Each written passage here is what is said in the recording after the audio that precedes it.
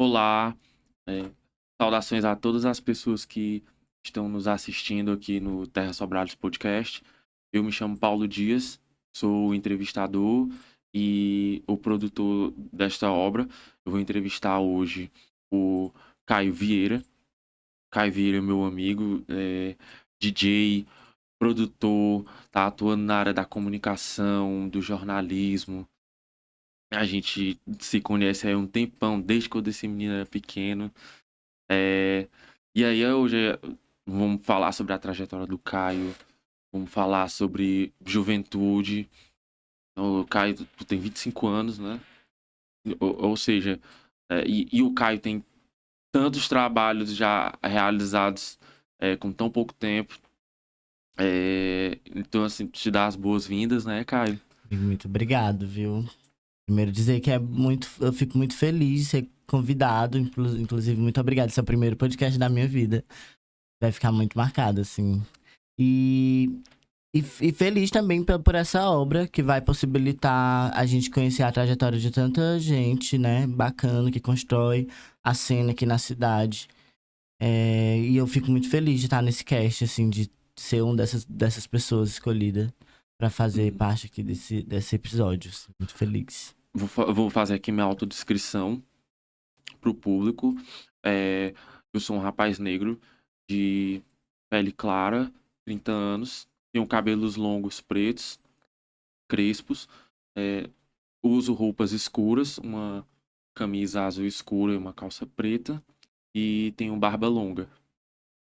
Eu vou também fazer a minha descrição. Eu sou uma pessoa negra, é, de cabelos curtos, tô com uma regata clara, está sentada aqui. É isso.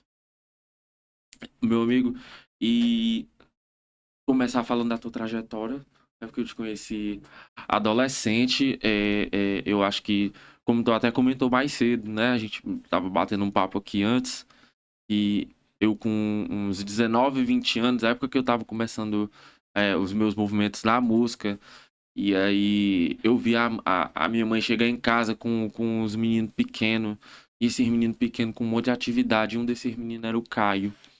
Sim. Eu sou muito feliz de lembrar, assim, da gente ser amigo, de ter essa trajetória tão importante. A gente se conhece há um tempão, por conta que a tia Ana Maria, que é uma pessoa fundamental na minha trajetória, foi uma pessoa que instigou muito e principalmente acreditou muito em mim desde sempre. Que é mãe do Paulo, né? Então, assim, a gente se encontrou por conta que a tia Ana Maria vai, né, lá, eu não sei agora se é 2017, se é antes disso. É antes, é Não sei, antes. assim, não sei, mas eu tinha 11 anos, é muito antes. É Porque muito com antes. 17 eu tinha 15 anos. Não, eu tinha 17. 2018 eu tinha 17 anos, É isso. ali por Não, é 2010, muito antes. 2011, por É porque aí. eu tinha 11 anos, 10 anos de idade. E aí, a gente se conheceu através disso. Ana Maria era facilitadora do Pro-Jovem Adolescente. Na época eu era um dos ouvintes, porque eu ainda não tinha idade para fazer parte, mas ela sempre me acolhia. E aí a minha trajetória começa através daí, de pessoas que acreditaram em mim, né?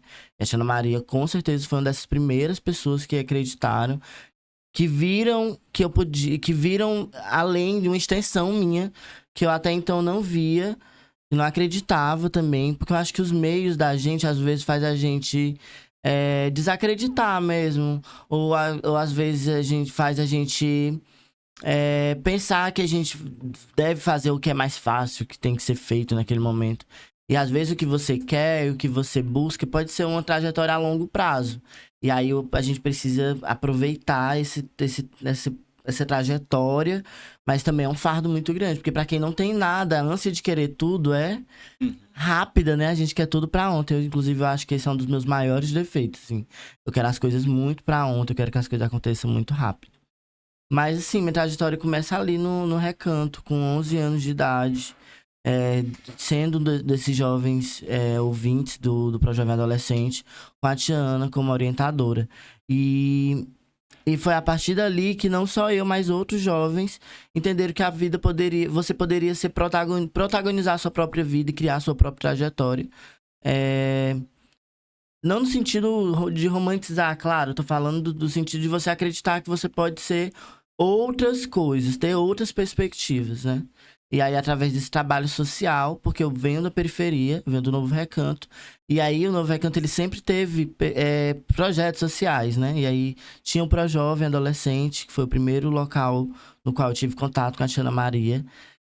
E posterior isso, ela atualmente é diretora de equipamento, que é a Estação de Juventude de Equipamento, muito importante para o fomento da atividade cidadã, cultural, artística do bairro. E tem embora seja o nome Estação Juventude, não é um lugar que funciona apenas para a juventude, né? É um lugar que atende as famílias do bairro de diversas formas. E partir desse ponto, partir desse lugar da periferia, é muito desafio, porque você não acredita muito em si, você não vê, você não tem referências de si, né? Então, é muito difícil você querer ser uma coisa ali que tá além do seu horizonte. Então, eu, filho de ajudante de pedreiro e de uma doméstica, dizendo que eu queria ser DJ. Tipo assim, inclusive essa minha trajetória artística, ela começa bem anteriormente ali, através desses projetos sociais. Porque no Recanto, como eu havia falado, chegava muito projeto social, Projovem, Projeto Vida, que era um projeto que também fez parte aí da minha trajetória. Era esse projeto em questão, ele era de arte e cultura. Então, assim, tinha dança, música, teatro, e eu fazia tudo, porque eu tinha um tempo muito ocioso, não tinha nada pra fazer em casa, e tudo que eu pudesse fazer, eu ia fazendo. Inclusive, eu era viciado em ir pra escola, voltar no outro turno da escola, só saía no último horário da escola, porque eu gostava disso, tipo assim, eu não gostava muito de ficar em casa.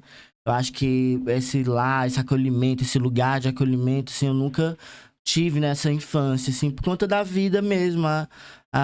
Eu venho de uma família desestruturalizada, sabe? Então, assim, a gente não tem essa criação de afeto de, vou chegar em casa. Na verdade, eu, quando era criança, eu tinha um pavor de ficar em casa. Eu queria estar na rua, queria estar vendo os meus amigos, queria estar indo pra casa da Tia Ana Maria. Eu saía da casa da Tia Ana Maria, tinha vez 11 horas da noite. Enfim, mas assim, foram lugares, pessoas muito importantes pra minha trajetória. E tá nesse lugar da periferia é muito importante você ter pessoas como referência, pessoas que lhe auxiliem ali, porque às vezes o processo é tão difícil, complexo, que você não quer fazer, você não quer concluir. Você só quer ali ficar em paz, né?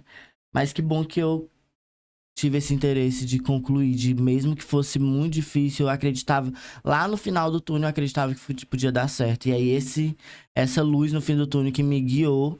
E aí eu fui por um momento, se envolver com a arte e cultura era uma forma de sair de casa e de estar conhecendo outras pessoas, tendo contato com outras pessoas, estar vendo outras realidades. E depois, isso passa a entrar na minha vida de uma forma mais eficaz, assim, com 18 anos. Com 18 anos, que eu não vou falar, não vou também revelar tudo nesse podcast aqui, não. Com 18 anos, eu começo a minha trajetória como DJ, lá em 2018. E aí, é muito engraçado, eu adoro falar sobre isso, porque todo mundo fala assim, Caio, tu sempre quis ser DJ? Tipo assim, pô, eu nunca imaginei na minha vida que eu ia ser DJ, sabe? Foi de encontro. Foi de encontro, foi uma coisa bem autêntica, assim. E eu sempre tive muito interesse na noite de Sobral, assim. Desde os 16 anos, eu sempre queria... eu quero ir pro Arco, eu quero ver gente. E a gente já sentia essa sinergia da juventude chegando, né? E aí, aqui em Sobral, eu lembro também que antes, né? A gente tinha uma cena de festas muito fervorosas. Tinha festa que acontecia mensalmente, como a Popismo. Popismo marcou história. Né? Eu Popismo. adoro falar da Popismo, porque eu acho que também foi um lugar muito importante de conhecimento, de autoconhecimento, sabe? Porque era um lugar voltado para a comunidade LGBTQIA+, e dentro de uma cidade, no interior do estado do Ceará. é muito difícil você ter lugares que você consiga olhar para o lado, se sentir acolhido, se sentir seguro. Eu acho que nesses espaços, como o espaço da Popismo, era um lugar que você se sentia seguro para ser quem você era, curtir as músicas que você curtia. E aí a gente vinha, recebia o André tocando. E aí, ali na Popismo, eu acredito também que em algumas vezes eu pensei assim, nossa, como seria legal se eu fosse tocar. Mas nunca de uma maneira, eu quero hoje ser DJ. Mas aí, nesse interesse das noites sobralenses, eu acabei fazendo uma amizade com uma amiga minha, que até hoje é minha amiga, que é a Gerlane Lima. Que ela era proprietária de um bar aqui da cidade. A Gerlane. Sim, e aí, num certo dia, eu tava lá. E a gente, praticamente de quinta a sábado, eu tava lá. Altos rolês nesse bar. E aí, um certo dia, parece que a de pessoa que ia tocar não tinha chegado. Ou não ia tocar, eu não lembro agora. E aí ela fala assim, Caio, tu não se garante não ir lá tocar? E ela fala, eu lembro que ela justificou assim, tu conhece um monte de gente, a galera vai entrar pra te ver tocar, vou dizer aqui pra todo mundo que tu vai tocar. Aí eu falei, amiga, mas eu nem tenho set. Ela, não, mas no computador já tem um lá, pode ir, é só você ir, vai ouvindo, vai vendo as músicas que tu conhece e tu vai colocando. E isso aconteceu, assim. E aí, pronto, aí depois de um tempo, depois desse dia, que deu super certo, assim, foi muito legal. Aí eu comecei a fazer esses eventos no próprio bar. Eu comecei a ser convidado para esse bar para fazer esses lugares, esses eventos, né? Que é o Espetos. Eu vou até falar o nome do bar para registrar, porque eu acho que é importante também. Eu adorava o Espetos. Eu Senti também. muita falta quando fechou. A caipirinha de lá era uma delícia, eu adorava. Demais. E aí, eu acabei indo, assim, meu começo foi igual ao começo de qualquer outra pessoa. Por exemplo, assim, de artistas que eu conheço, que a gente fala. Eu tocava por consumação, então não tinha um cachê fixo. Eu tocava porque eu ia... então tu vem tocar aqui que tu vai ganhar caipirinha e tal. E aí você quer estar na noite, você precisa também da noite. Se você quer entrar, se você quer ser artista de alguma forma, a noite ela vai ser, não obrigatoriamente só a noite, né? Depende muito da sua realidade. Porque como eu tava querendo me inserir num trabalho que ele, querendo ou não, ele é mais voltado pro público ali da noite, pra galera que adentra a madrugada. Então, eu precisava estar na noite, eu precisava estar ali em contato com o público. Então, muitas das vezes era por isso, tipo assim, toca por divulgação. E eu, não, eu toco sim, pode me colocar aí que eu vou tocar. E aí, eu lembro que eu não tinha computador. E aí, cara, eu acho que... eu acredito muito na lei da atratividade. E aí eu acho que nesse ponto foi a primeira vez que eu entendi assim, gente, é isso, eu tenho que pensar as coisas que vai acontecer. Porque eu lembro que, aí eu vou lembrar até da Carol, da tua irmã, que eu lembro que em 2015 eu saí da Lísia Pimentel, porque eu já estudei na Lísia Pimentel, viu? E aí eu saio da Lísia Pimentel... 2015. E aí eu lembro que ela fala assim, Caio, teu nome saiu na lista do notebook do Enem. E aí uma amiga, eu não acredito, ela saiu, pois vamos ver, porque eu sou desse jeito, só que eu acredito quando a coisa tá na minha mão. E aí coincidiu que o período que eu iniciei esse trabalho de DJ na cidade, eu toquei umas 4, 5 festas com o notebook da Laila, que era do bar. E eu chegou meu notebook do Enem, e aí pronto, já era. Esse notebook do Enem salvou muita gente. Lá em casa foram 2, acho que, não sei se foi a Carol que ganhou 2 ou se foi a Carol Pedro. Eu lembro de vocês, eu lembro que eu usava muito esse notebook. Um monte de gente na estação usava muito esse notebook. Cara, esses notebooks, eu lembro que eu tinha muito sonho de ter um computador. Eu tinha tanto sonho de ter um computador que eu era aquele menino que pegava a última capa do caderno, aí fingia que era uma lente, fingia que era o computador e ficava dedilhando ali o caderno. Mas isso, aí eu acredito, aí chegou esse computador, e aí foi muito feliz, porque quando o computador chegou, eu tive mais independência de transitar com esse trabalho que eu tava iniciando ali. Eu lembro que 2018 também foi um ano legal pra mim, muito importante, que foi por conta que eu escrevi... Foi em 2018 também que eu comecei a expor algumas das minhas escritas, né? Hoje em dia eu não exponho mais, eu só escrevo, porque eu acho que a escrita, ela é uma válvula de escape. Então, assim, eu sempre escrevi muito, desde pequeno. Eu lembro que meu sonho também era ter diário pra me fazer detalhar os meus sofrimentos diários. É tão legal ver num filme que a pessoa tinha um diário. Sim, eu ficava assim, gente. E eu queria nessa cultura. E aí, só que não dava certo. E aí eu que escrevia em agendas, enfim. Fazia aquele belo caderninho de versos. Eu acho que várias pessoas já teve. Eu tinha vários cadernos de versos. Eu não podia ver um verso que eu já ia anotando. Mas aí, foi isso. E aí, 2018 também é importante pra mim, porque foi ali que eu começo a expor minhas poesias dentro do Slam, que foi um espaço muito potente aqui da cidade da literatura marginal. E ali eu começo a expor minhas poesias também. Então, por isso que 2018 é um ano, assim, fundamental. Porque é quando eu inicio minha trajetória de DJ, tudo dá certo, assim, conspira ao bem, ao favor. E também quando eu começo a adentrar nessa cena literária que resultou em um lançamento, uma publicação em 2019, que é a poesia falada de Vade Sobral, que é um livro com 13 poetas aqui da cidade, que eu fui inserido. Eu sou muito feliz de também ter essa publicação na minha trajetória.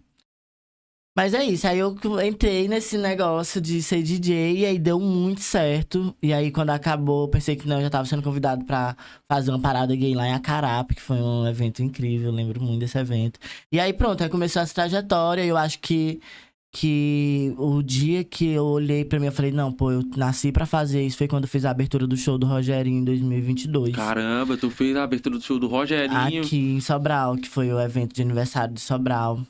E aí eu lembro que eu tinha meia hora, tipo, eu lembro que o showtime era meia hora, tipo assim, era uma trocagem de banda. Eu falei assim, eu vou fazer essa meia hora mais feliz da minha vida. E foi incrível, assim, eu coloquei música também muito esperta que eu sou, coloquei um monte de música que tava na boca do povo. A galera curtiu muito.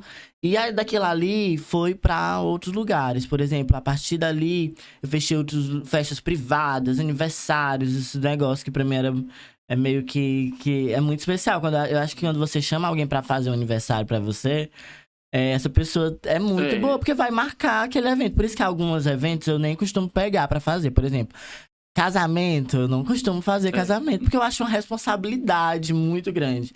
Porque, por exemplo, ali é um momento que vai ficar marcado na vida da pessoa pra sempre. Então, se não for legal, 7, né? Vai ficar ali marcado pra sempre. Então eu prefiro deixar com gente que acredita experiência, né? que tem essa experiência. Eu prefiro não fazer essas coisas. Mas enfim, foi a partir dali que muita coisa aconteceu. E aí, a partir dali, 2022, essa abertura do show do Rogerinho, que muita coisa aconteceu, que eu falo de ir pra outros lugares, né? Porque antes dali também já muita coisa vinha acontecendo. Isso eu não posso também deixar de falar. Já vi acontecendo eventos na cidade. Também já tinha me movimentado pela região. Mas, querendo ou não, esse show em específico me deu uma segurança para as pessoas verem que eu sabia fazer o que eu tava dizendo que eu sabia fazer, entendeu? Acho que ali foi muito importante. Treinando, né? Chegou lá, foi um momento, né? Foi muito importante. Aí, no ano passado, eu fui convidado pra fazer o São João de Uruoca. E aí eu fiz a abertura do Felipe Amorim da Leste. E foi sensacional. Que massa, também. ó.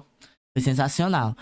Mas, cara, eu fico muito chocada. Às vezes eu paro pra pensar dessa trajetória. Porque, assim, hoje a gente falando no podcast disso, a gente relembra isso como uma página da vida. E quando a gente vive, é uma coisa imensa, de grande. A gente vai ali, né, vivendo aquele acontecimento que parece que aquilo não passa. E hoje a gente olha e fala assim, meu Deus, foi tão rápido, né? Passou tão rápido. E quando a lembrança vem, né? E eu adoro lembrar. Por isso que quando tu me chamou pra fazer o podcast, eu fiquei super feliz. Porque eu adoro falar sobre as minhas experiências. Obviamente, nem todas foram legais. Já teve um monte de coisa. Já teve calote, já teve várias coisas que acontecem na vida do artista e você não tá ali controlando tudo. Vai ter hora que você vai desabar. Mas eu também queria registrar nessa minha trajetória um evento que eu fiz esse ano, que foi, eu realizei um sonho, gente. Eu sempre coloquei na minha cabeça que eu queria tocar no Cariri, assim. Isso faz muito tempo, eu falava na minha cabeça, porque como eu sempre entendi o Cariri como um grande produtor cultural, um território bastante fervoroso quando eu falo de cultura. Falei, pô, eu chegar lá vai ser Seria foda. massa que se a gente daqui tivesse mais conexão com o Cariri, Sim, como a gente se tem com Fortaleza, né? E aí aconteceu, só que foi de uma forma totalmente diferente. Foi através do convite de uma atlética, que foi a Atlética Cariris, lá do Juazeiro, da Medicina da Universidade Federal do Cariri. Menino, como foi esse rolê pra te buscar daqui de Sobral pra levar lá pro Cariri? Gente, eu adoro que tem gente que gosta do meu trabalho, que gosta também, viu? Que faz todo um translado, porque foi todo a equipe que tava fazendo o evento que arcou tudo, me levou, me trouxe. 13 horas de viagem, foi uma das viagens mais longas que eu fiz. Mas eu já passei uma semana indo pra Minas Gerais, pro acampamento do Levante. E então já deu certo. Sim, teve essa época aí que um monte de menino do bairro ali começou a conhecer um monte de lugar do Brasil Pois é. por causa do E Levante. eu acho também legal disso, de que justamente é isso, né? O Recanto, ele sempre foi muito potente. Eu acho que é isso, as periferias, elas são muito potentes. E elas precisam de pessoas que cheguem nelas, que acessem elas, com olhar da potencialidade que elas são, né? Hoje eu tenho vários amigos. Hoje a gente tem várias pessoas na indústria musical global que vêm desses lugares. Eu acho que é importante também referenciar a trajetória artística de uma pessoa que, pra mim, diz muito sobre acreditar, sabe? Eu acho que vocês até estão cansados de ouvir isso, porque vocês são meus amigos, né? Mas, tipo assim, a Anitta, ela é um marco na cadeia musical, na indústria musical, não do Brasil, mas global, porque ela vem de onde não se acreditava que poderia vir um ícone, né, A musical. mulher com a carreira mais bem administrada desse país, né, E Anitta? aí eu fico muito feliz, porque. Por isso que eu trago essa lembrança aqui da Anitta, porque eu acho que é isso, as periferias, elas são tão potentes como qualquer outro lugar, só que elas precisam de pessoas, de profissionais, porque existe, hoje a gente falando da realidade de Sobral, existe política pública, a política pública a gente consegue ver ela facilmente. Por exemplo, a gente chega no território do Como Recanto e vê uma estação funcionando à noite, com uma estação de games, quando a gente vê uma estação lotada de gente, a gente vê que a política pública ela tá ali. Mas ela precisa ser administrada por pessoas que entendam, por exemplo, quando você vai trabalhar na base, você precisa ter uma sensibilidade, né? Você precisa ser humano para entender que aquelas pessoas, aquele público ali é um público vulnerável, cheio de dores. E eu falo de dores nem são físicas, mas de dores sociais mesmo. Então, assim, você precisa ir entender esse público e trabalhar para auxiliar, para criar esperança, expectativas de vida. Isso que eu resumo muito bem a trajetória da Tia Maria, porque ela é isso, ela é uma... Até eu falo assim, se a Tia Maria fosse só diretora de equipamento, não tinha funcionado.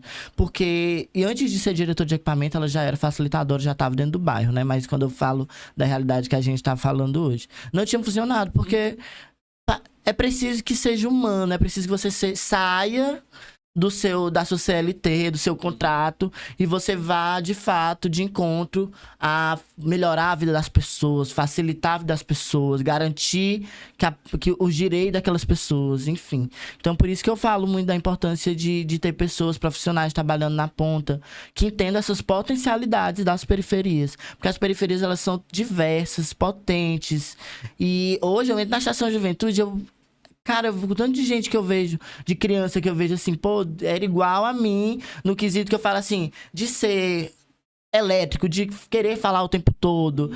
E que só precisa realmente de auxílio, pô, pra acreditar. Porque às vezes não é favorável, né? De onde você vem, não é favorável você ter sonhos, assim. Às vezes a galera não imagina, mas tem gente da periferia que o sonho deles é só trabalhar, ter um salário mínimo e ajudar os pais, entendeu? Igual eu já tive esse pensamento. Eu só queria terminar o ensino médio e ajudar minha mãe, era meu único pensamento. Só que hoje em dia, por exemplo, ai, Caio, tu quer entrar na universidade? Teve um momento que eu falei que não, porque eu queria trabalhar pra ajudar a minha mãe, porque o que me incomodava naquele momento era a necessidade, era precisar, né, das coisas. Isso pra mim me maltratava muito. Então eu queria resolver isso. E a dependência também com meu pai. Minha mãe era muito dependente financeiramente, porque é uma arma do machismo, é isso, a dependência financeira. Então minha mãe, ela foi muito dependente. Então eu queria arrancar ela dessa dependência e deixar ela viver outras possibilidades.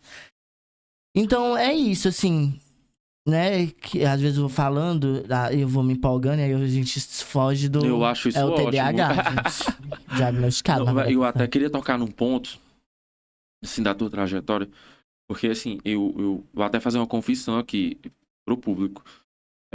Eu com meus 12, 13 anos, quando via um grupo, às vezes, de meninas ou de amigos gays, eu ficava, hahaha, olha ali, né, esse Sim. pessoal, não sei o quê. E depois que eu passei a morar no Recanto, que a mãe passou a dirigir a estação de juventude, etc., e que ela começou a convidar a gente lá de casa pra ir ver os eventos. E uma coisa que eu achei muito legal no Recanto, que aconteceu lá, é porque tinham muitos meninos LGBT juntos, Sim. aquela galera. E a gente começou a... a gente começou a ver, eu comecei a ver as apresentações e achando legal, e fazendo amizade com vocês. E sem eu perceber, numa época que redes sociais não tinham essa coisa da militância tão forte como tem hoje, da militância LGBTQIA+,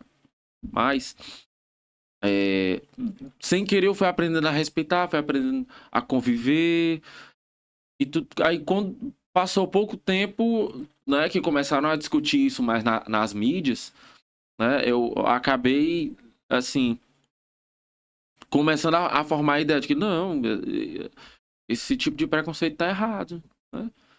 Então, assim, se eu tinha aquilo ali pequeno, com 12, 13 anos, até porque na mídia se fazia muita brincadeira e etc. Pelo fato de conviver, né, eu lembro que tinha tu ali e mais um monte de menino ali pequeno que a gente já percebia que faria parte desse público, e vocês dançando. E nunca se esconderam, né? E nunca se esconderam, exatamente. Eu acho que o Recanto, uma qualidade do bairro, é que deixou isso muito propício. Eu tento explicar o porquê. E tu falou do lançar política pública, né? Pra gente ver que quando eu cheguei lá em 2010, setembro de 2010, ainda era um lugar que ninguém queria morar. Sim. E eu achei tão legal, porque pelo que foi investido ali no bairro e tudo que foi acontecendo, a gente vê que o Recanto hoje é um bairro muito, muito bem estruturado. Qualidade assim, de vida. essa questão da cultura dos movimentos sociais lá. E eu acho que tem um protagonismo muito massa, porque assim, eu não tô puxando a sardinha pra nenhum movimento, não, porque tem vários movimentos desses, assim, que eu admiro vários deles. Eu vou falar, porque lá tinha um levante muito forte, né? Sim, sim, claro. Então, tipo assim, eu tava começando a faculdade, e como eu tava na faculdade, eu fui começando a entender mais sobre política e tudo, eu comecei a achar isso muito massa. De vocês estarem ali estando participando do movimento político. Aí vocês tendo a liberdade pra ser quem vocês eram enquanto LGBTQIA+. E não é qualquer lugar que oferece... Eu acho até que isso é exceção comparado à maioria, porque de dentro de casa a gente já tem uma dificuldade, ainda mais na periferia, né? Com certeza. Uma pessoa negra, como quando você me mandou o seu release, né? Um negro gay periférico.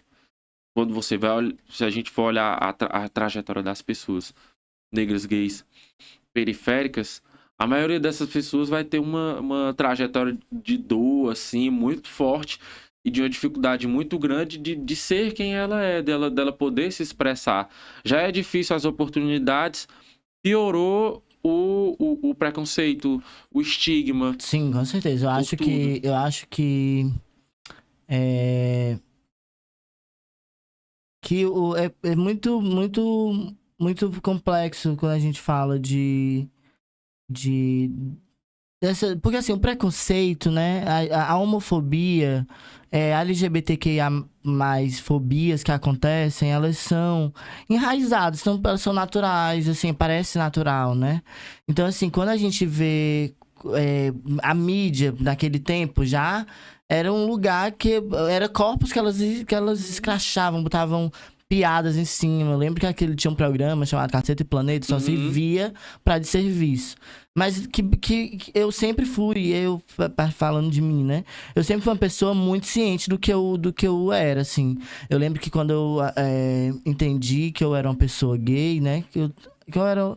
Hoje eu não costumo mais me identificar como um homem gay, porque eu acredito que na minha dinâmica, isso é muito pequeno ao ponto do que tudo que eu sou, sabe? Por isso que hoje quando eu me coloco uma pessoa não binária, porque embora você esteja me vendo aqui mais mais másculo, né? Porque o que é o não binarismo? É isso, a gente não se identifica, que era o que antes a gente chamava de andrógeno. Lembra que a gente acha, lembro. aquela pessoa é andrógena.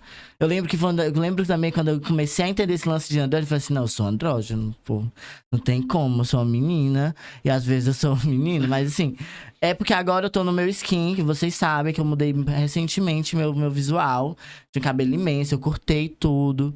Porque eu queria dar esse novo ar. Fazia 6 anos que eu tava vivendo aquele cabelo e tal. E aí eu sou aquariano, né?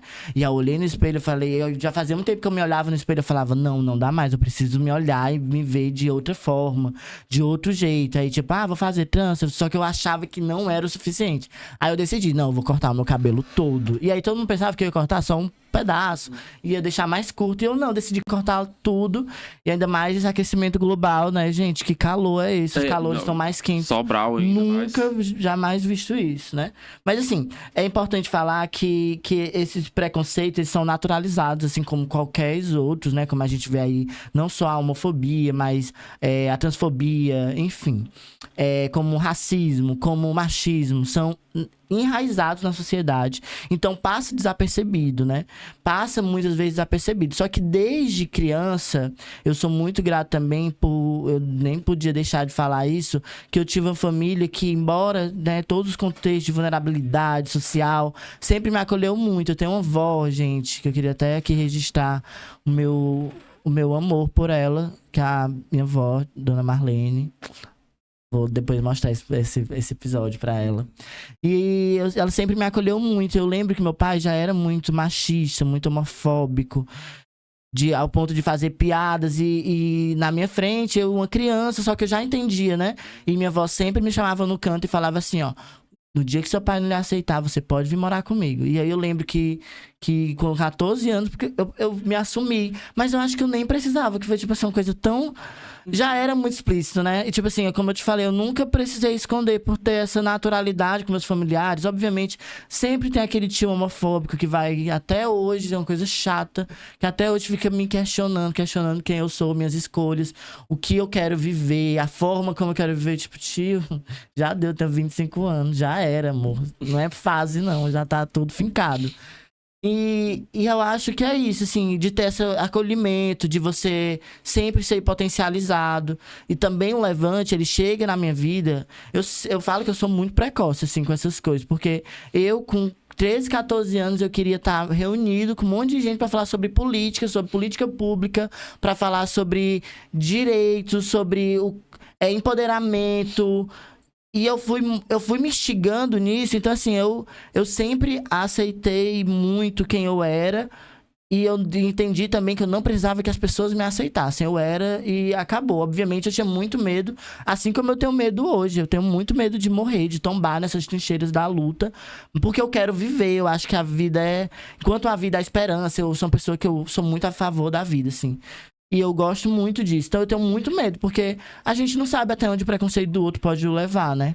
Mas é fundamental que a gente, todas as vezes possível, a gente vá de frente com o preconceito, que a gente se coloque. Por isso que eu quis sempre estar envolvido com esse processo, porque eu queria saber me defender, sabe? Eu queria olhar pra pessoa e dizer assim, você não pode fazer isso comigo.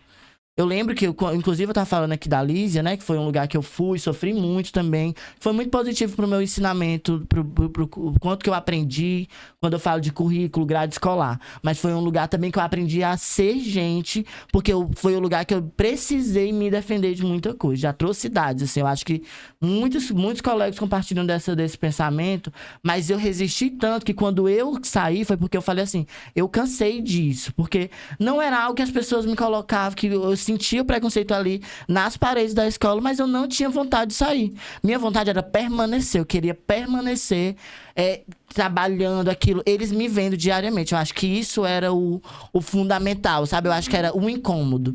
Tanto é que quando foi pra mim sair, pediram até, tipo assim, não, eu resolvo tudo. E eu falei, não, eu tô saindo porque eu tô de boa mesmo, tô exausto, só falta um ano pro ensino médio terminar. Cansei disso, cansei de brincar, porque parecia que era o RBD, sabe? A gente tinha direcionamentos ali que parecia que a gente tava vendo um episódio do RBD. Assim, não, gente, não tá acontecendo isso. E a gente achava as coisas, tipo assim, gente... Aí, tanto é que eu falo que eu cansei de brincar desse negócio, dessa novela, que parecia o enredo pronto, assim, de racismo, homofobia, um monte de coisa. Você ficava assim, meu Deus, e uma pessoa com 16, 17 anos ali, vivendo aquilo tudo. Então, eu tinha que ter muito sangue no olho pra aguentar, pra olhar pra cara da diretora e dizer assim, ó, não, meu amor, não vou, não. Não vou cortar o meu cabelo, você não diz sobre o meu corpo. Entendeu? Então, assim, foi muito importante a minha trajetória lá, porque foi ali que eu entendi como eu deveria tratar pessoas que tinham a finalidade de me deixar mal, de me atingir, de praticar crime. É importante falar que racismo é crime, que homofobia é crime, que você não tem... não é uma opinião. Se é racista, homofóbico, é crime. Ponto final. Então, é muito... Ali eu entendi que eu precisava me defender das diversas formas de violências que o meu corpo iria enfrentar. Enquanto a pessoa negra, periférica, naquele momento a pessoa gay, né? E muito pintosa, cabelo imenso já ali. Então, assim, eu lembro, eu gosto muito de falar da Pablo, que tem uma fala dela, que ela fala assim, que as afeminadas são a do front, a que leva a lâmpada na cara. E é fato, né? Então, desde muito pequeno, por eu ser uma criança afeminada, eu sofri muito, assim, dos meus tios, do meu tio olhar pra minha cara e dizer que tinha vergonha de sair comigo, que não ia me levar pra tal lugar porque tinha vergonha de sair comigo. E tipo, meu Deus, eu que tenho vergonha de sair com ele hoje. Eu lembro nessa época que vivia chegando relato lá em casa de que o Caio tava muito rebelde, que o Caio isso, que o Caio aquilo. E eu sempre fui muito rebelde, E o Caio gente. respondeu não sei quem na escola. Eu sempre fui muito rebelde. E etc. E a gente tenta... E assim, essa coisa de ter que se encaixar naquele quadrado. E aí, quando a gente começa a descobrir que não é bem assim, né? E quando a gente quer ser a gente mesmo. Eu até falo muito assim, até porque eu vou aproveitar também que eu tô aqui nesse podcast pra falar que eu nunca fui uma pessoa muito fácil, né? Porque também não tem como ser fácil, vindo das realidades que eu vim, do lugar que eu vim, vivenciando aquilo. Não tem como você ser uma pessoa que fala, oi, bom dia, boa tarde, tudo bem, obrigado. Não era isso que eu vivi. Então era muito difícil. Eu lembro que, inclusive, eu sou grato porque a Tiana Maria, ela foi uma pessoa que olhou assim e falou assim, ó, eu vou acreditar, eu vou confiar no que eu tô, no teu potencial, porque eu não posso perder o foco, porque eu era uma pessoa muito difícil, eu era aquele tipo de pessoa que era muito respondão, eu era, como é que, eu não sei nem como dizer, eu era uma pessoa muito... Eu sempre tava na defensiva, então eu acho que ainda até hoje, então é coisa que eu até levo hoje pra terapia, porque é coisa que eu tenho que ir com o tempo tirando de mim, porque eu acho também que não é legal pra gente, é desgastante. Hoje, no processo todo, se eu pudesse ter me resguardado mais, eu acho que eu teria mais saúde mental do que hoje. Eu lembro, assim, da época da tua adolescência, às vezes a mãe chegava em casa, ai, o Caio, né? Mas depois ela dizia, mas vai dar certo. E ia, sabe? E aí depois tu chegava lá em casa e tava tudo certo, sabe? E aí partindo... Essa geração de vocês, assim, óbvio que no teu relato de vida, de fato, assim, é muita luta, né? E isso desde muito pequeno é uma coisa muito marcante, sabe? Realmente tu falou dessa questão de saúde mental. Se por um lado a gente fica mais forte, aprende a se defender e etc. Por outro lado, o desgaste de ter que estar todo o tempo tendo que se proteger. Aí, assim, por esse lado da juventude de muitos de vocês lá do Recanto terem florescido e ter tocado nesse assunto de políticas públicas, que eu fiquei pensando é que o problema do Brasil, que é a desigualdade, é porque as políticas públicas elas refletem muito como é que essa desigualdade funciona. Porque uma vez que o Brasil é um país desigual e as suas políticas também, é aquela coisa de você ter um bairro com um serviço público bom, no bairro vizinho esse serviço público já é péssimo. Sim. Entendendo? Então são micro desigualdades em uma cidade, por isso que às vezes é tão difícil de entender o Brasil, entender como as coisas funcionam. E eu até fiquei pensando que às vezes no teu processo, lá no Recanto, talvez pudesse ser mais livre. Aí tinha que ir pro Lísia Pimentel, do outro lado da cidade, né? Uma realidade com pessoas diversos bairros, e aí eu lembro que nessa época que tu tava na escola, de muitos alunos reclamando da rotina dura até demais, né? Assim, a Muito gente sabe que duro. escola é um ambiente voltado para disciplina, tudo bem, né? Mas aí quando chega na página 2 que essa questão da disciplina chega a ser uma coisa Eu acho que a partir do momento. autoritária, É, né? É, isso marca muito o aluno. Não é à toa que a gente leva a vida toda essa relatos sobre bons ou maus professores ou outras pessoas da escola, né? Pra gente ver como a escola é uma coisa que influencia. marca a gente. E, e assim, Caio, te ouvir falando, contando todo esse tipo de coisa, é uma coisa impressionante, sabe? Quantas pessoas aqui não vão se identificar e quando a gente compartilhar aqui o episódio e a gente poder colocar isso pro mundo, aí eu vou passar agora para um próximo assunto, que é quando tu começou a expor as tuas poesias no Islã, né? Porque tu falou da tua carreira de DJ, Sim, na música, que protagonismo, assim, muito massa, né? sim, com certeza. E, assim, essa parte do Islã, já que a gente tá fazendo essa parte da crítica, que é uma parte muito da resistência, Sim, né? O Islã, eu confesso que eu vi o Islã poucas vezes. muito Tenho que bom. ver mais, tem que ir mais pra ver mais. Mas eu quero que tu comece a falar dessa parte, assim, por todo esse sentimento, esse feeling que o Islã carrega.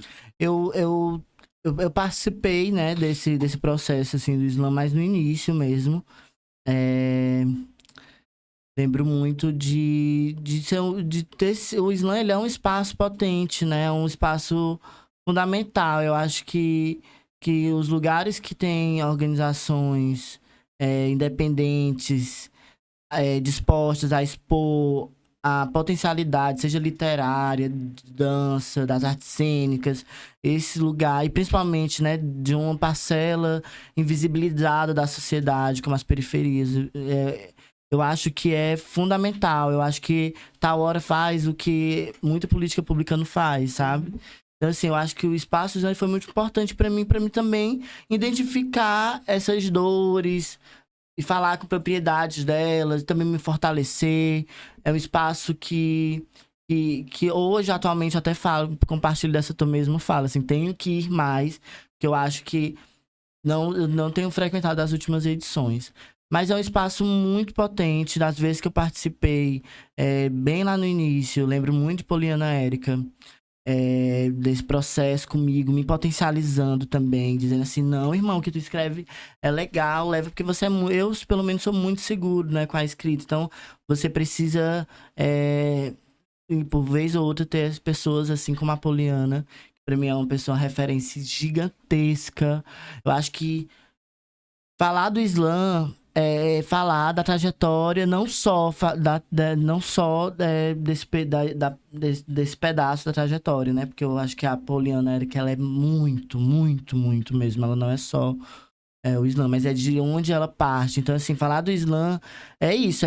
Pra mim, é ter essa referência fincada na Poliana Érica, de pessoas que conseguiram demonstrar sua grandeza através da literatura. O Islã, pra mim, ele é essa política independente, territorial, que chega nas pessoas, que reúne a galera, que traz identificação. É um lugar de potencialidade, onde as pessoas se identificam com suas potencialidades. Muita gente vai só pra ouvir, porque aquela poesia, aquela literatura que é produzida lá dentro fortalece as pessoas. Então, pra mim é isso. É um movimento independente, orgânico, acontece de forma orgânica, onde tem, inclusive, dá um salve aqui pro coletivo Fora da Métrica, que é o que produz as edições de Islã, tanto o Islã da Quintura quanto o Islã CE aqui na cidade. Eu já participei das edições do Islã CE, também como DJ. É um lugar de uma sinergia, de uma energia, assim, muito potente, sabe, juvenil. territorial, eu adoro, porque eu acho que é o sumo, é o resumo da potencialidade periférica, assim, sabe? Porque dentro do slam é um espaço de literatura, mas que aquelas literaturas, sejam literaturas de resistência, mas elas falam sobre algumas coisas, né? Sobre negritude, sobre homofobia, enfim. Sobre essas fragilidades. Então, a galera que tá lá pega tudo isso que é pejorativo, que é ruim, que sofre, absorve aquilo e transforma em poesia e faz a galera delirar. Eu lembro que não tem condição de você ir para um slam e não soltar um ou, sabe? Que tem um momento de uma poesia que você vai lhe dar arrematar a sua cabeça, vai fechar ali um ponto que você talvez deixou aberto ali em questões, outros momentos. Eu acho que o slam é isso, assim. Então, inclusive você aí que não foi, vá. O slam de Sobral, né? O slam da Quintura é o primeiro slam do estado do Ceará. Mas tem, a partir dele vieram outros. Então, assim, não sei, eu acredito que esse podcast vai chegar em vários lugares. Então, assim, busquem saber o que é o slam. Mais profundamente, visitem as edições que tiver. Aproveitar também para mandar um beijo pra Poliana Érica, que eu tô morrendo de saudade, que tá lá vivendo a vida dela em SP. Eu sou muito grato, sou muito feliz. Eu acho que todos nós ganhamos quando um de nós ganha, sabe? Uhum. É muito bom ver a trajetória de uma pessoa que você gosta, que você admira, tá dando certo, dá certo, né? Obviamente a vida ela é complexa, né? Nem tudo vai dar sempre certo, mas eu sou muito feliz de ver a Poliana tá galgando espaços que talvez outras pessoas anteriormente, né, não puderam alcançar. E através dela, hoje, outras pessoas que fazem esses espaços do slam aqui da cena da cidade se projetam lá. Então, assim, eu acho fundamental, incrível. Parabéns, inclusive saudades, amiga. Aí, amigo, trazendo mais pra hoje, né? A gente tava falando mais cedo aqui, antes da gente começar, sobre trabalhar com comunicação, que pra mim tá sendo uma coisa assim, uma novidade. É uma novidade. Eu não sou a pessoa mais extrovertida que chega ali e faz um rios e fala bastante. Apesar de subir num palco e tocar guitarra, isso é uma coisa. Eu tô tocando, né? Mas aí pra falar, pra trabalhar com comunicação. Cara, eu acho que esse é o melhor momento, sabe? O momento que você tá começando é o melhor momento, porque depois. Tô brincando. Na verdade, eu inicio minha trajetória em comunicação nos movimentos, né? Nos movimentos independentes ali, inclusive.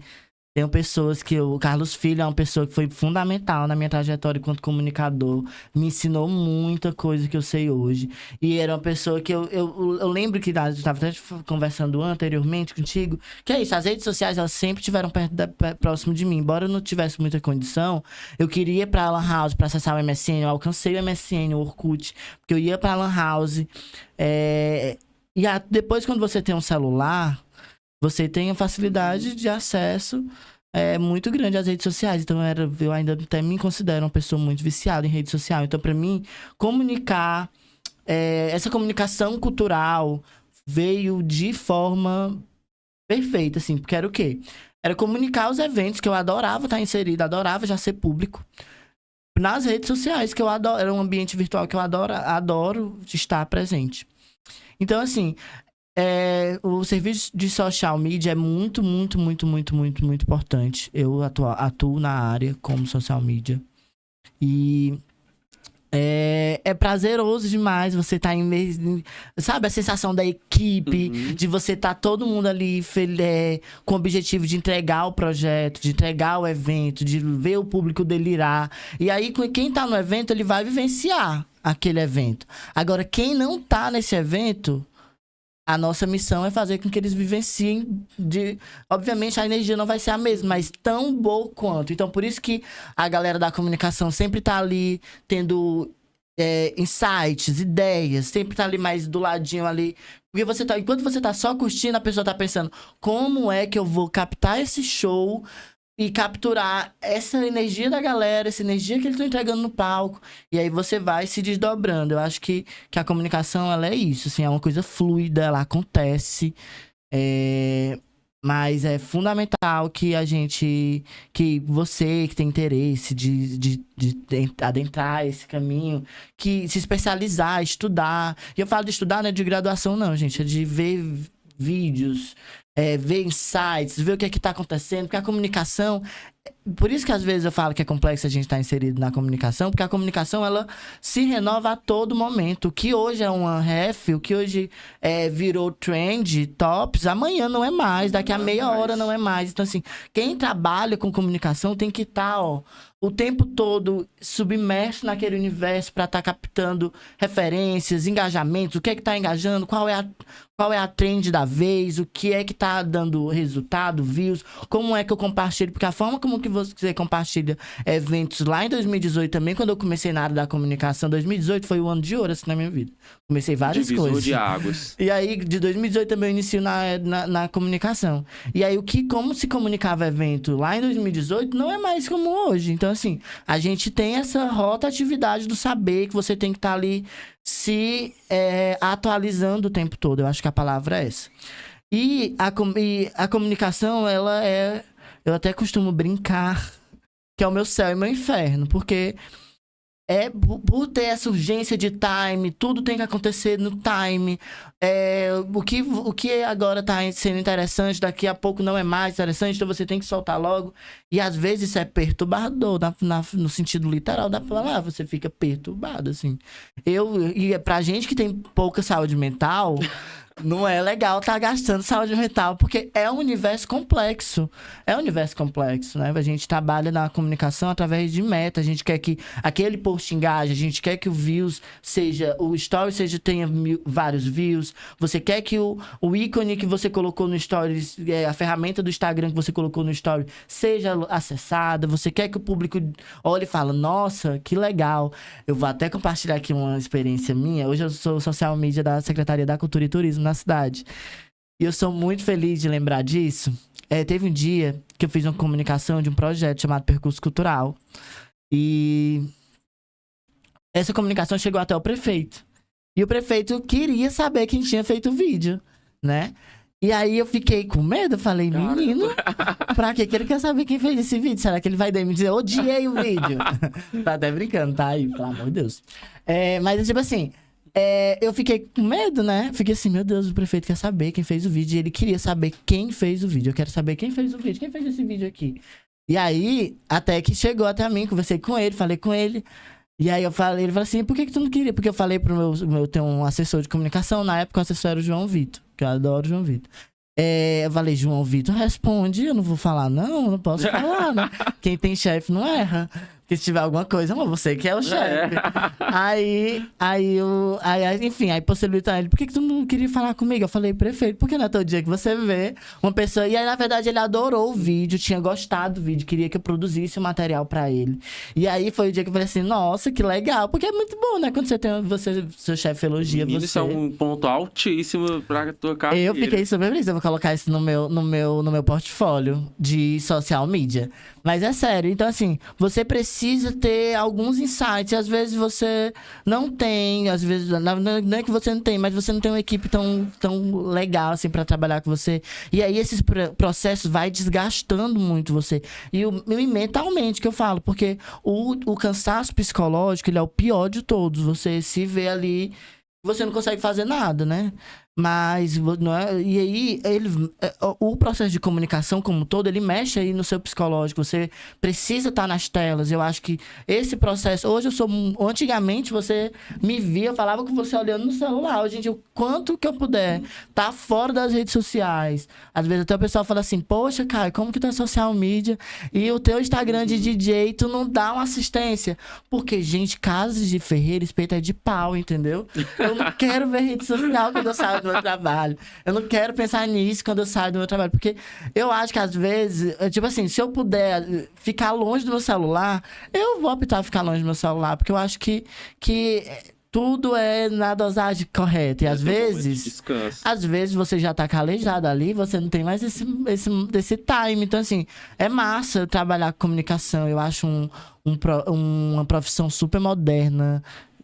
Eu tenho que parar de falar isso, porque eu fico falando que tudo eu falo assim, é muito moderno, juvenil. E eu falo juvenil. E aí exclui as pessoas. Eu não quero ser etarista, pelo amor de Deus. É um ambiente que é pra todas as pessoas. Mas isso é aquariano. Aquariano é pessoas aquarianas são inovadoras. Eu adoro meu signo, sou uma pessoa muito de signo, assim, porque eu acredito muito no lance de signo. Inclusive, eu queria aproveitar para falar um pouquinho sobre os meus projetos culturais. Porque eu acho que essa área do projeto cultural, mas, gente, eu tenho um TDAH mesmo, tá? Deixa eu só terminar o negócio que eu tava falando lá da comunicação. Que a área da comunicação é para todo mundo, que é uma área juvenil, que eu acho juvenil, que é... Não tenho falar de juvenil. Inovadora, é uma área inovadora, é uma área moderna. Eu acho isso. E tecnológica. Eu sou muito ligado em tecnologia. Eu adoro tecnologia.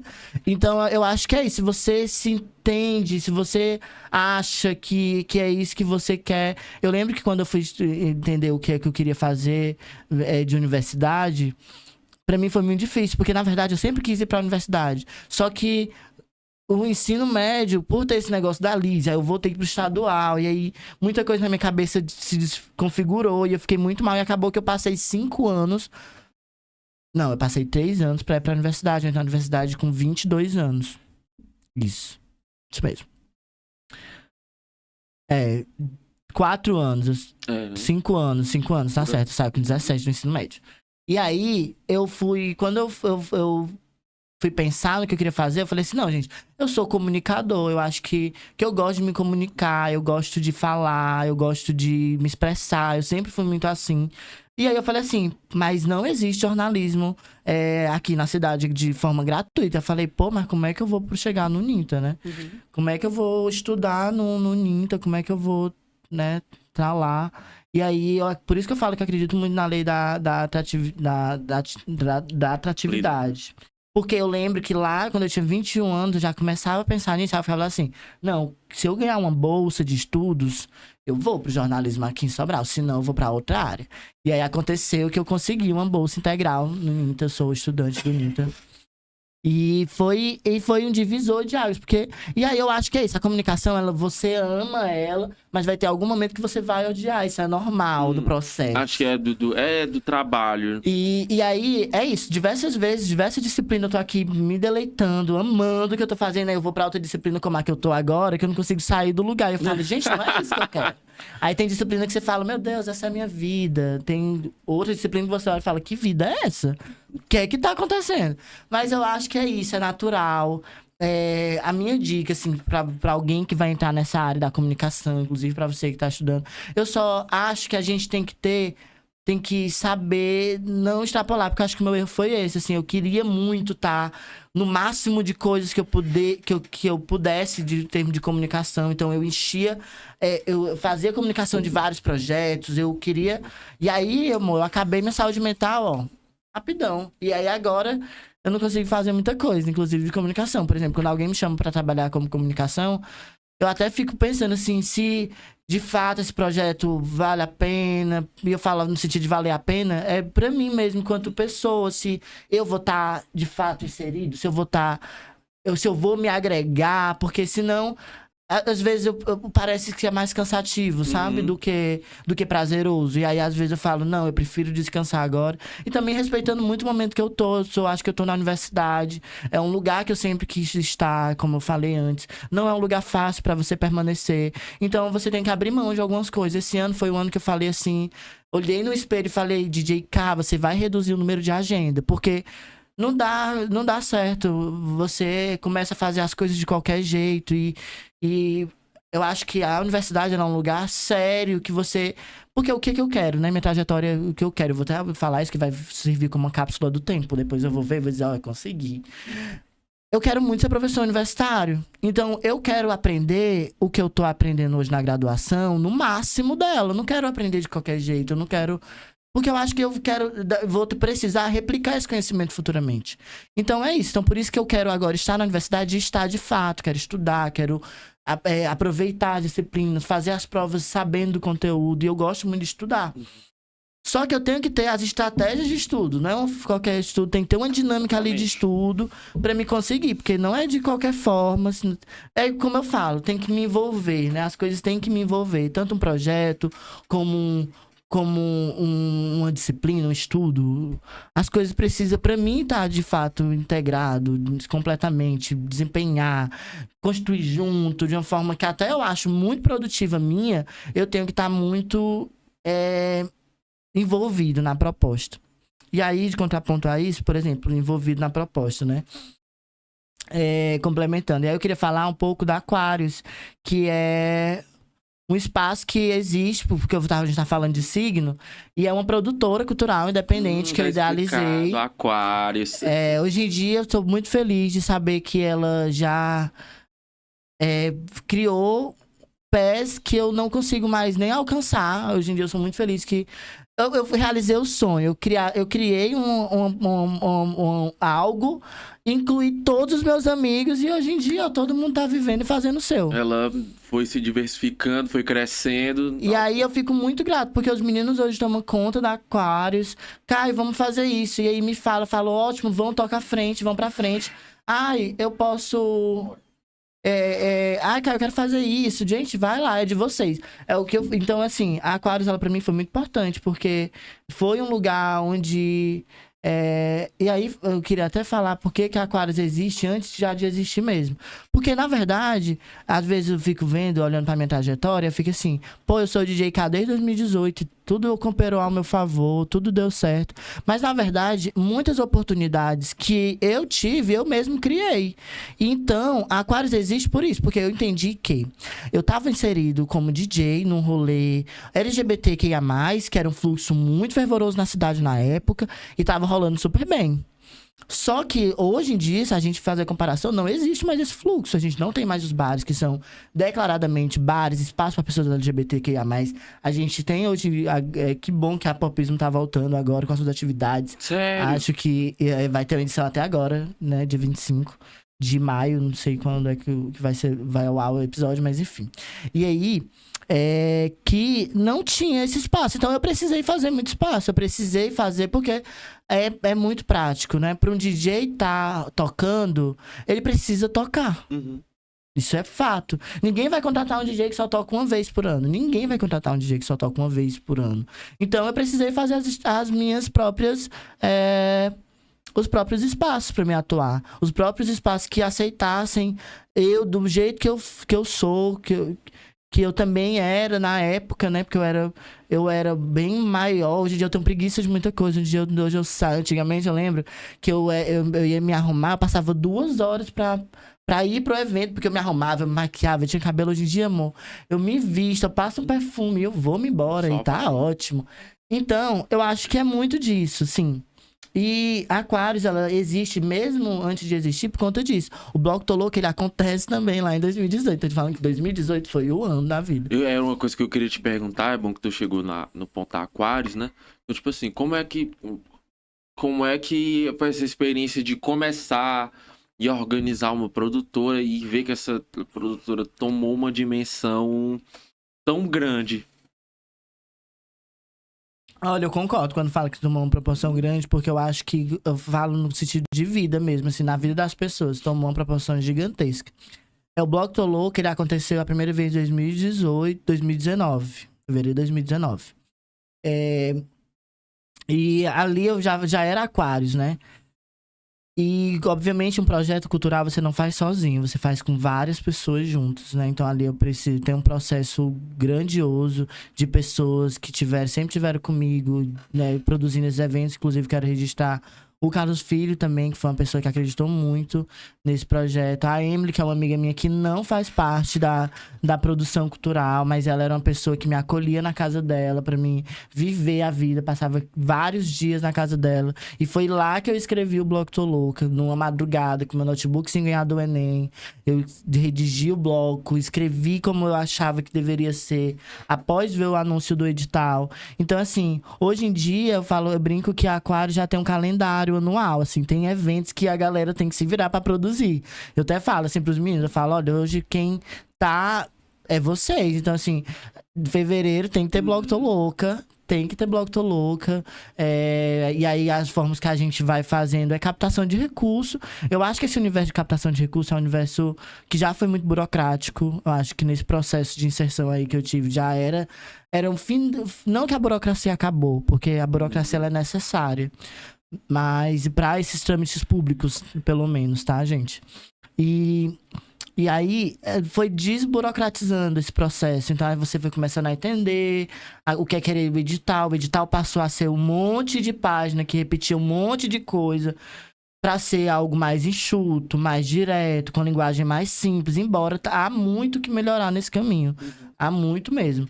Mas, assim, a comparado de antes para hoje é indiscutível. É indiscutível. Hoje a gente tem 2 versões de edital. Uma que é toda colorida, que é não sei o quê.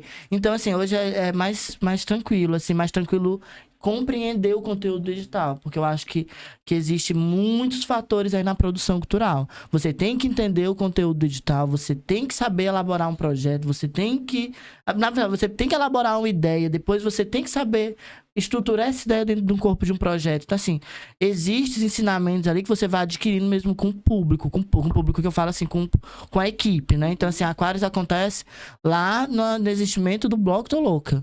Mesmo sem ela acontecer, mesmo sem a gente dizer que era a Aquarius ali atuando, mas a gente já entendia que existia uma necessidade de fazer eventos e eu sou uma pessoa que eu tenho muito mirabolante, tenho ideias mirabolantes. E assim, as pessoas que estão do meu lado escutam e falarem, cara, eu achei legal, vamos junto?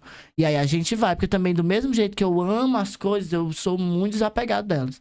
Do mesmo jeito que o Bloco Tô Louco pra mim era uma coisa que, assim, eu via na minha cabeça, por ser aquariana, quando eu falo algo, eu já vou pensando. Eu falei assim, cara, uau.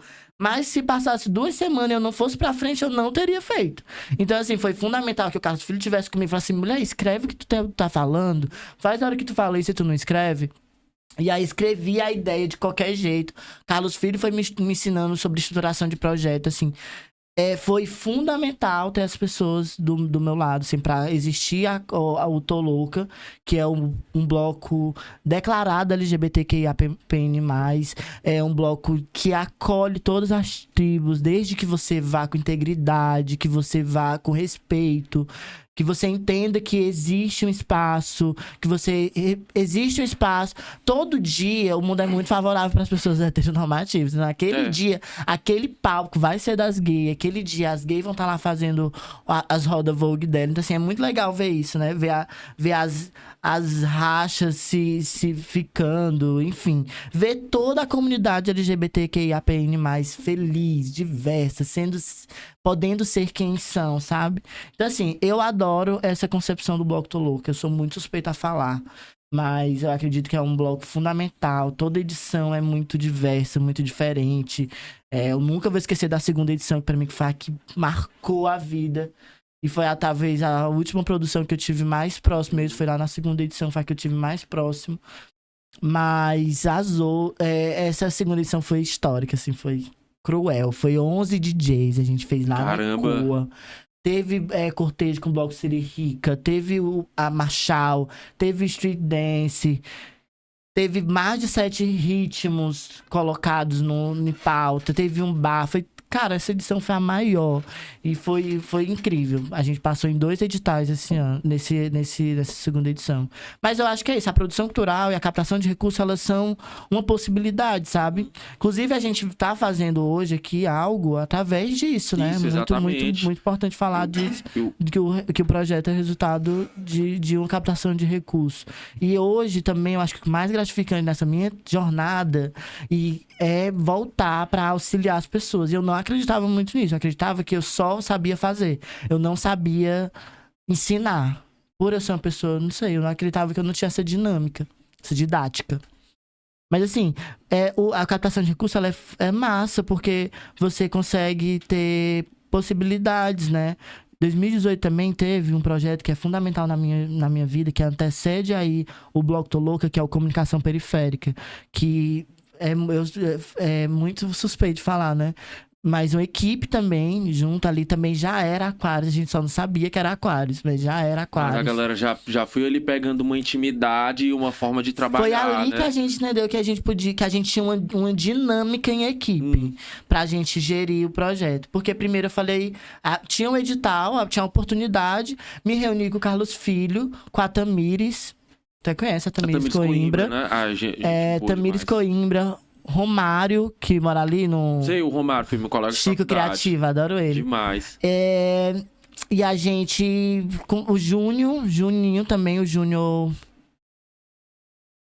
Tavares. Júnior Tavares também. Isso. Eric Diniz, acho que Eric Diniz Só menino bom. e também o Neto Duarte, não posso esquecer do Neto. Manuel Cruz. Manuel Cruz também esteve com a gente. E assim, abriu essa possibilidade. Só que aí o projeto ele vai criando primeiro ali no pequeno, e depois a gente vai chamando mais gente pra contribuir e tudo mais, pra montar esse time de equipe. Então muita gente foi chegando depois. Mas, por exemplo, a Tamires, o Carlos Filho, foram pessoas que estavam ali na inscrição do projeto junto comigo. Porque era isso, eu tinha as ideias e eles iam dizendo assim, como é que a gente estrutura isso no projeto? E aí a gente vai estruturando. Então, assim, a produção cultural ela foi muito importante. Ela é muito importante. Eu acho que ela é uma alternativa para as periferias, porque o que é que a periferia produz mais, a não ser que arte, do que cultura.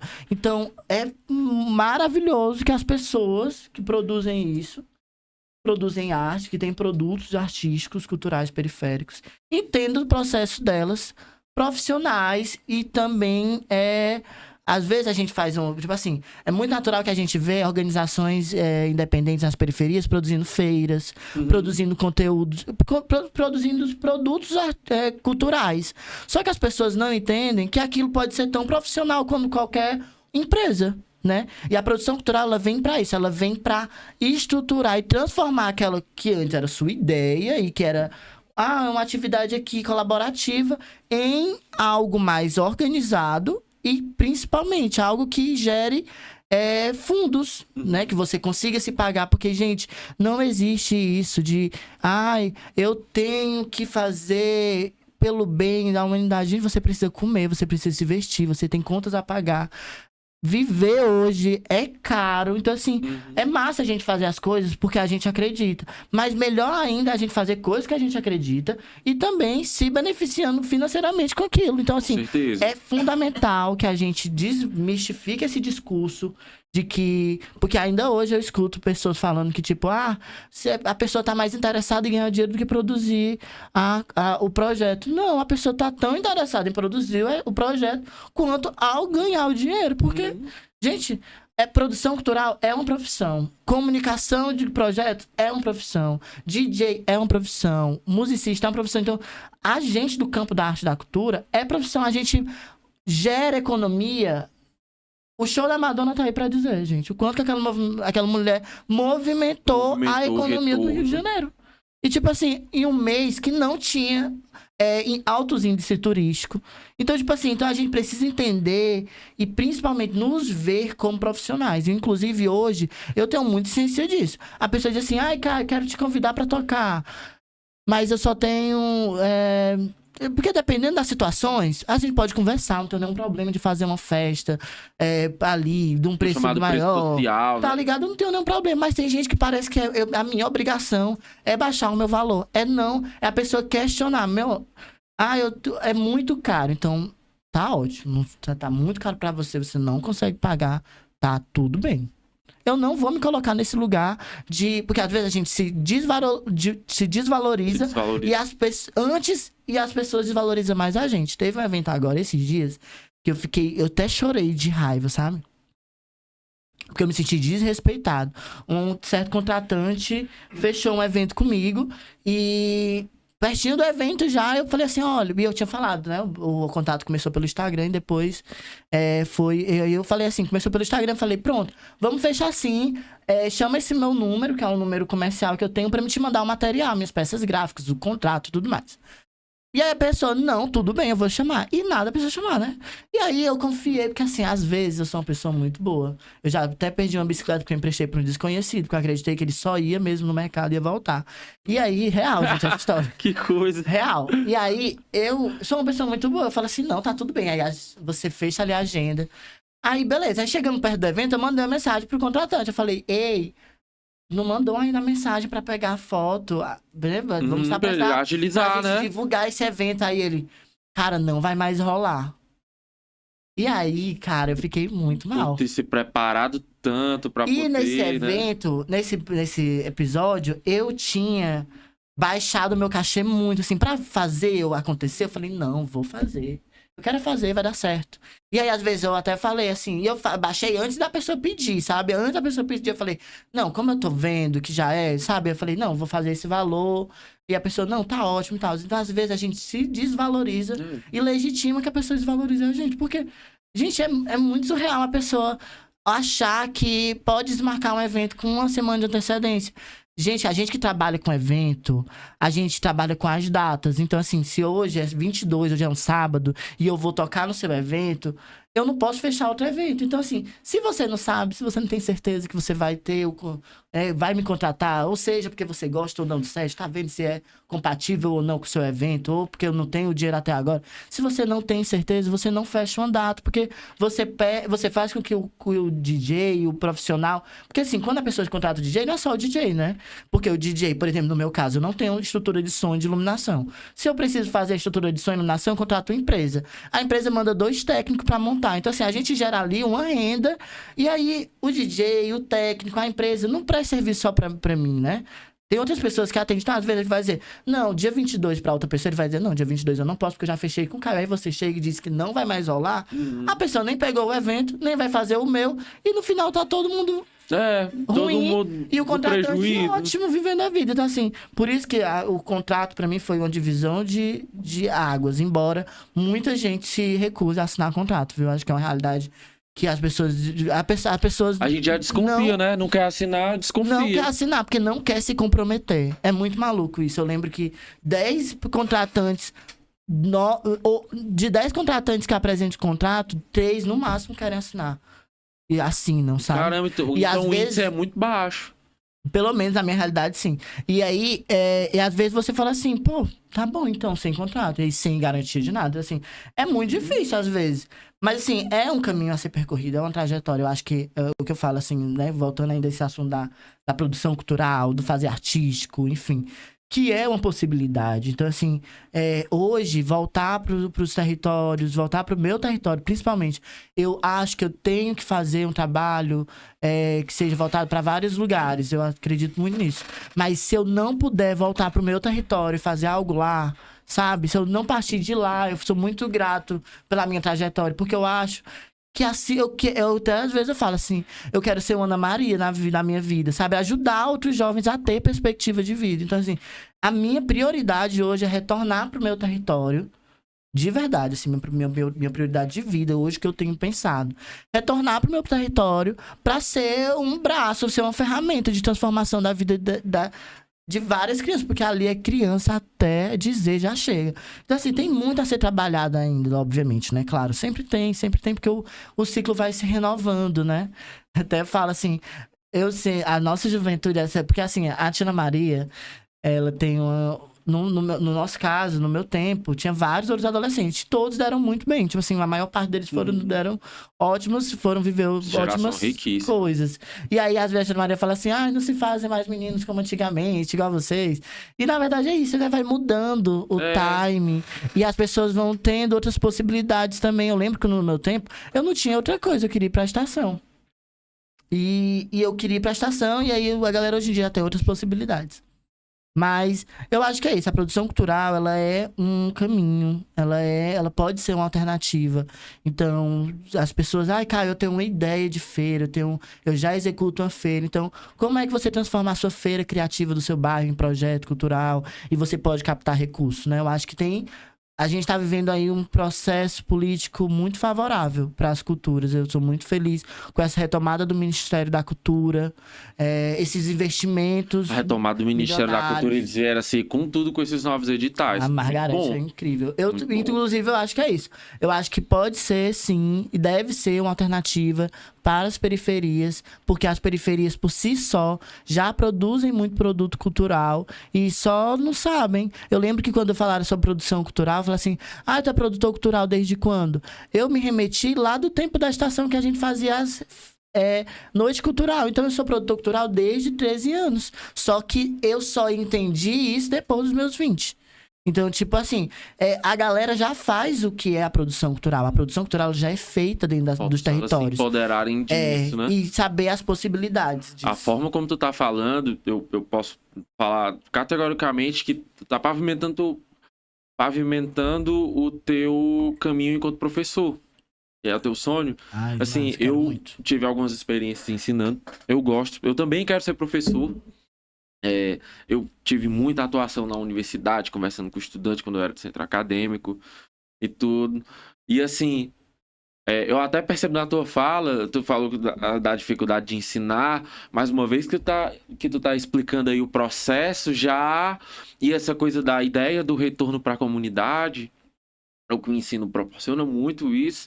Então, assim, meio que tu já tá pavimentando esse caminho aos poucos e talvez, acho que como tu falou, né? Eu vou fazendo, quando eu fui ver, eu já tava. Sim. É interessante, acho que talvez tu tá cursando a graduação, né? Sim, jornalismo. Menino, com esse peso das suas experiências práticas que tu tem, quando tu tiver formado, menino, já quando for para conciliar ali, para fazer algum tipo de pesquisa para conseguir se tornar professor e trilhar esse caminho todo, que é mestrado, já tô academia, nessa viagem. já tá nessa. E é massa, sabe? Uma coisa que eu tô preparando. Eu tenho até que revelar pro público, né? Te agradecer. Porque, assim, o Caio, ele me deu a sugestão e chegou assim pra mim, eu escrevendo projeto, não sabia muito bem o que fazer, tentando escrever, tentando pôr alguma ideia, pensando em algo da área da música, que é minha área. Aí ele, menino, por que tu não faz um podcast? Aí eu, né, eu nem um pouco comunicador, mas super vou fazer, potente. bora. E foi, e assim, tem sido massa, até porque essas entrevistas que a gente tá gravando aqui, eu quero utilizar para essa parte da educação, sabe? Sim, com certeza.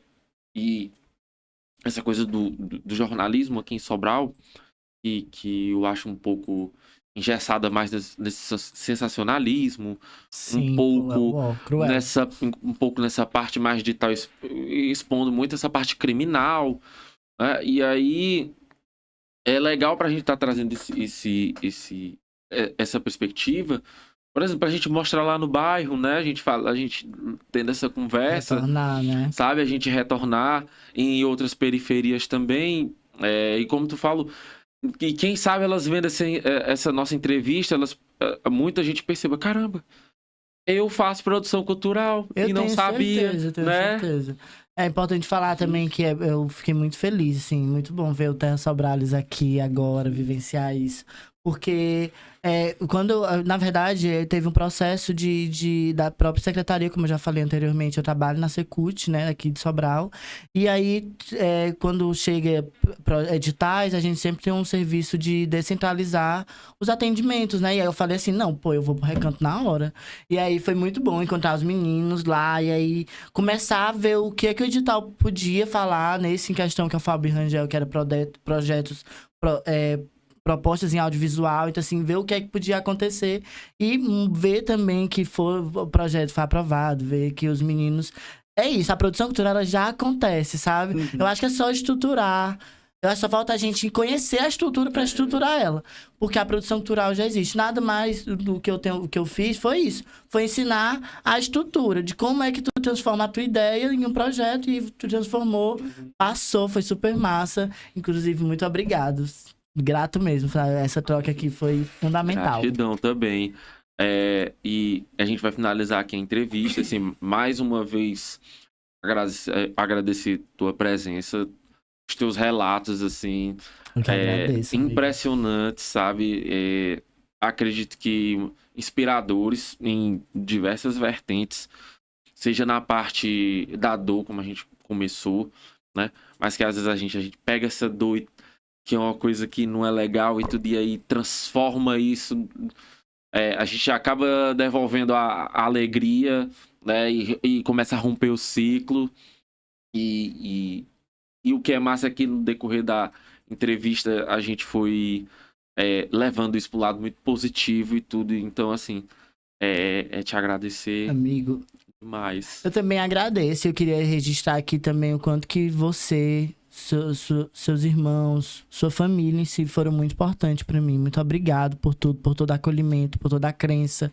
E é isso, a gente vai trabalhar pra ser melhor. Eu acho que é daqui para o melhor. Acho que a gente vai trilhar esse caminho de uma forma digna, obviamente, positiva, fazendo a diferença na vida das pessoas e tendo paz, que eu acho que é fundamental, é o que eu quero. Então, muito obrigado. Conte comigo todas as vezes que você precisar. E é isso, gente. Muito grato também vocês aí que estão assistindo. Valeu, querido. E pro nosso público, para deixar a mensagem para todas as pessoas, né? A gente está se despedindo de mais esse episódio. Acompanhando no YouTube, no Spotify também, nos rios ali no Instagram. Compartilhe esse episódio, principalmente se você precisar ajudar alguém, se esse tipo de conteúdo pode trazer algum tipo de esperança para alguém, tá certo? Ou que possa servir como uma ferramenta educativa. Então, até mais e veja também os nossos próximos episódios. Tchau, tchau. Valeu, Tchau. galera.